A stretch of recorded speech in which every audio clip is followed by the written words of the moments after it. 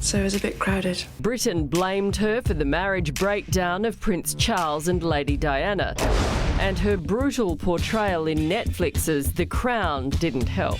Who's Fred? It's my nickname for the Prince of Wales.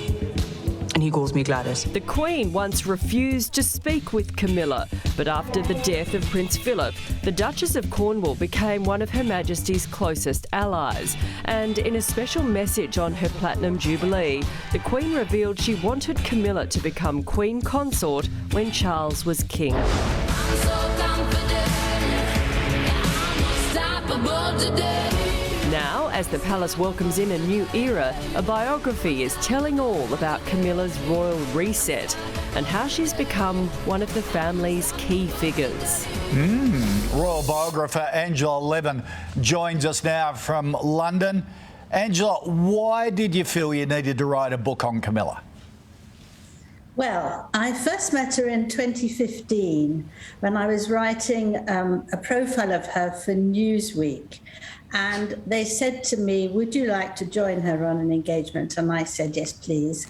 What would you like to see? Whatever you like. They came back and said, well, she's going to spend a day at rape centres. And I thought that was the most extraordinary thing for someone to ask a journalist to go and see. You have to be so careful how you speak to them. Can't say, how are you, dear, or anything like that. Anyway, I went along there and it was a safe house. And so she decided not to come through the front door. She climbed an iron ladder at the back and came through the window, roaring with laughter at the discomfort of it all. And I thought, this is some special woman. We didn't know very much about her. And I decided I'd like to write a biography of her. I have written one of Prince Harry 3 years previously. And it was interesting because I had a lot of journalistic work, so I didn't get round to it. But once I saw The Crown, I thought that it was terribly unfair about her. And then I thought Harry had also been very unfair about her. So I decided to write it, and it's here just over behind me. So when you saw The Crown and you thought that was unfair, which part? Because a lot of people would have formed an opinion about Camilla after living through the Princess Di period, when, of course, Camilla was having an affair with Princess Diana's husband, Prince Charles. Well, he didn't have an affair with her while they were married, actually. For 6 years, he did not. They decided once he proposed to Diana, they both agreed that they would part and speak just very occasionally as friends over the phone. But once Diana had a couple of affairs herself, and the marriage was quite obviously in a terrible state, they couldn't bear to sit in the same room with each other. His friends, the king's friends, got in touch with her and said they were terribly worried about him. Could she give him a phone call? Because, he was so depressed and he felt that he just couldn't connect with her. So he did, and they got back together.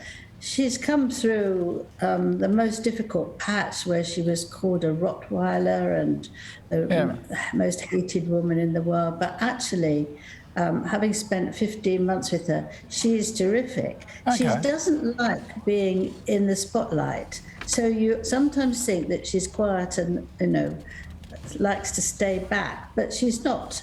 When she does her own engagements, she's very powerful. Okay. And she's taken on things. She's taken on things that the royal family would sidetrack, like domestic violence. Princess Di said she was the third person in the marriage.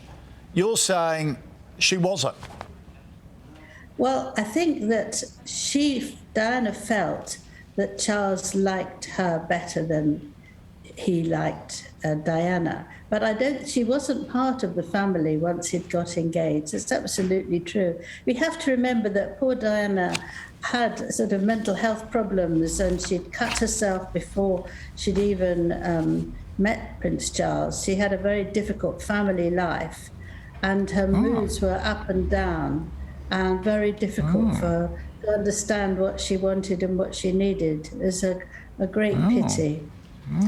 Yeah, it's hard, isn't it? Because it's one word against someone else's, isn't it? Yeah. Everyone has their view of what's happened, and this is Well, I obviously think Camilla's the story. Right.